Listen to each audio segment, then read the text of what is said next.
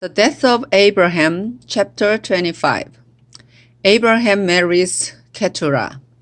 Abraham married Keturah, and they had 6 sons: Zimran, Jokshan, Medan, Midian, Ishbak, and Shua. Later, Jokshan became the father of Sheba and Dedan. And when Dedan grew up, he had 3 sons: Asherim, Letushim, and Leomim. Midian also had 5 sons: Ephah, Epher, Hanok, Abida, and Eldah. While Abraham was still alive, he gave gifts to the sons of Hagar and Keturah. He also sent their sons to live in the east far from his son Isaac. And when Abraham died, he left everything to Isaac. The death of Abraham. Abraham died at the ripe old age of 175. His sons Isaac and Ishmael buried him east of Hebron in Machpelah cave that was part of the field Abraham had bought from Ephron son of Zohar the Hittite. Abraham was buried there beside his wife Sarah. God blessed Isaac after this, and Isaac moved to a place called the well of the living one who sees me. Ishmael's descendants. Ishmael was the son of Abraham and Hagar, the slave woman of Sarah. Ishmael had 12 sons in this order: Nebaioth, Kedar, Adbeel, Mibsam, Mishma, Duma, Massa, Hadad, Tema, Jetur, Naphish, and Kedema. Each of Ishmael's sons was a tribal chief, and a village was named after each of them. Ishmael had settled in the land east of his brothers, and his sons settled everywhere from Havilah to Shur, east of Egypt on the way to Ashur. Ishmael was 137 when he died. Isaac and his family. The birth of Esau and Jacob. Isaac was the son of Abraham, and he was 40 years old when he married Rebekah, the daughter of Bethuel. She was also the sister of Laban, the Aramean from northern Syria. Almost 20 years later, Rebekah still had no children, so Isaac asked the Lord to let her have a child. And the Lord answered his prayer. Before Rebekah gave birth, she knew she was going to have twins, because she could feel them inside her, fighting each other. She thought, "Why is this happening to me?" Finally, she asked the Lord why her twins were fighting, and he told her, "Your 2 sons will become 2 separate nations. The younger of the 2 will be stronger, and the elder son will be his servant."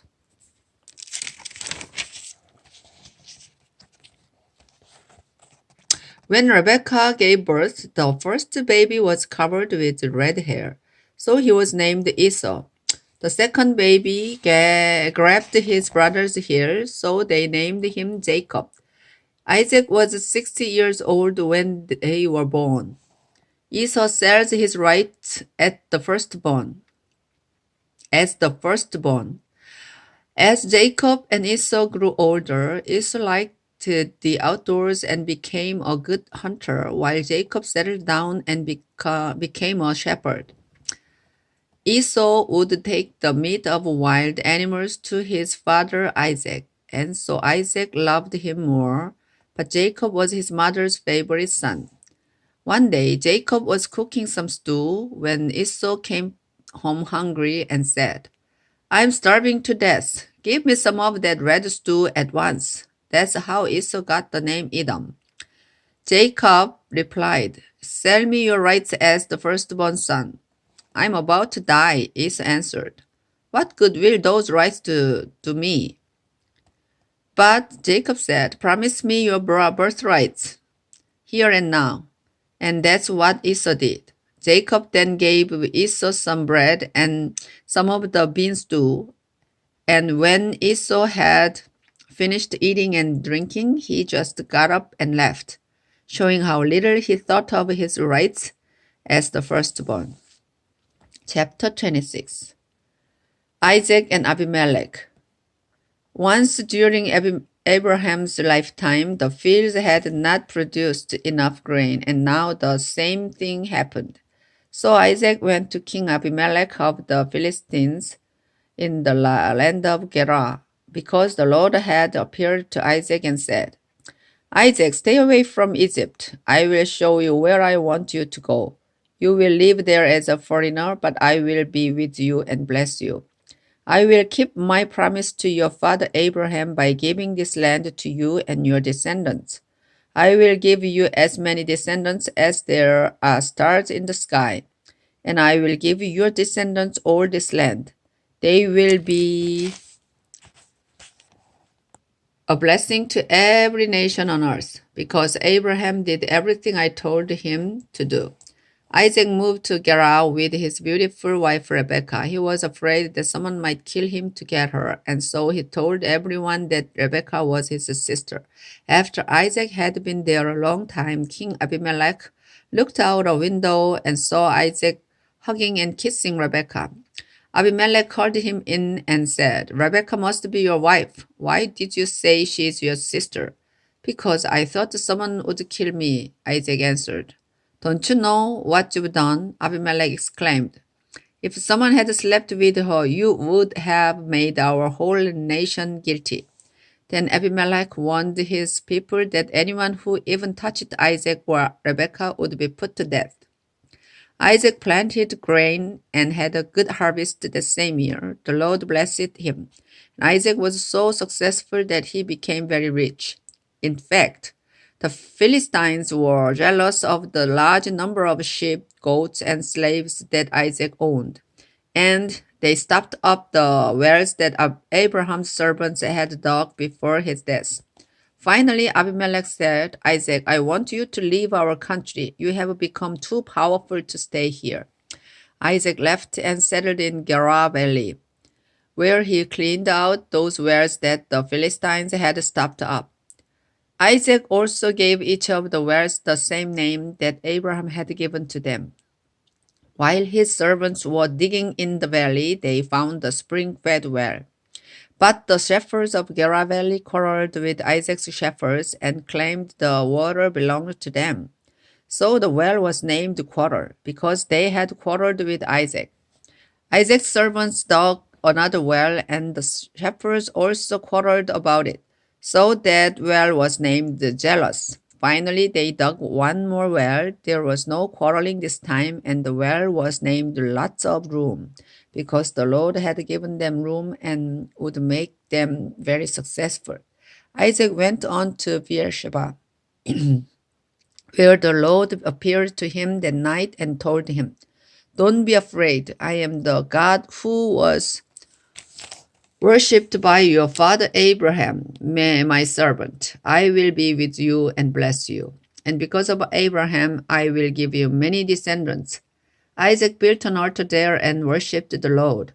Then he set up camp, and his servants started digging a well. Meanwhile, Abimelech had left Gerar and was taking his advisor Ahuzaz and his army commander Pekor to see Isaac. When they arrived, Isaac asked, Why are you here? Didn't you send me away because you hated me? They answered, We now know for certain that the Lord is with you, and we have decided there needs to be a peace treaty between you and us. So let's make a solemn agreement not to harm each other. Remember, we have never hurt you, and when we sent you away, we let you go in peace. The Lord has truly blessed you. Isaac gave a big feast for them, and everyone ate and drank. Early the next morning, Isaac and the others made a solemn agreement. Then he let them go in peace. Later that same day, Isaac's servants came and said, We've struck water. So Isaac named the well Sheba, and the town is still called Beersheba. Esau's foreign wives. When Esau was 40, he married Judith, the daughter of Beeri the Hittite, and Basemath, the daughter of Elon the Hittite. But these two women brought a lot of grief to his parents, Isaac and Rebekah. Chapter 27. Isaac blesses Jacob. After Isaac had become old and almost blind, he called in his firstborn son Esau, who asked him, Father, what can I do for you? Isaac replied, I am old and might die at any time. So take your bow and arrows, then go out in the fields and kill a wild animal. Cook some of that tasty food that I love so much and bring it to me. I want to eat it once more and give you my blessing before I die. Rebekah had been listening, and as soon as Esau left to go hunting, she said to Jacob, I heard your father tell Esau to kill a wild animal and cook some tasty food for your father before he dies. Your father said this because he wants to bless your brother with the Lord as his witness. Now, my son, listen carefully to what I want you to do. Go and kill 2 of your best young goats and bring them to me. I'll cook the tasty food that your father loved so much. Then you can take it to him so he can eat it and give you his blessing before he dies.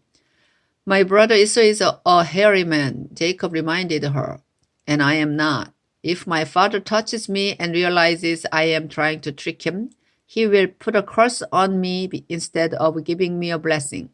Rebekah insisted, Let his curse fall on me. Just do what I say and bring me the meat. So Jacob brought the meat to his mother, and she cooked the tasty food that his father liked. Then she took Esau's best clothes and put them on Jacob. She also covered the smooth part of his hands and neck with the goat skins, and gave him some bread and the tasty food she had cooked. Jacob went to his father and said, Father, here I am. Which one of my sons are you? His father asked. Jacob replied, I am Esau, your firstborn, and I have done what you told me. Please sit up and eat the meat I have brought. Then you can give me your blessing. Isaac asked, My son, how did you find an animal so quickly? The Lord your God was kind to me, Jacob answered. My son, Isaac said, Come closer, where I can touch you and find out if you really are Esau. Jacob went closer. His father touched him and said, You sound like Jacob, but your hands feel hairy like Esau's. And so Isaac blessed Jacob, thinking he was Esau. Isaac asked, Are you really my son Esau? Yes, I am, Jacob answered. So Isaac told him, Serve me the wild meat, and I can give you my blessing. Jacob gave him some meat, and he ate it. He also gave him some wine, and he drank it. Then Isaac said, Son, come over here and kiss me. While Jacob was kissing him, Isaac caught the smell of his clothes and said, The smell of my son is like a field. The Lord has blessed it.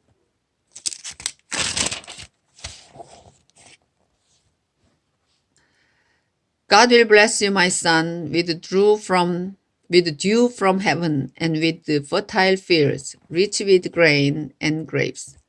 Nations will be your servants and bow down to you.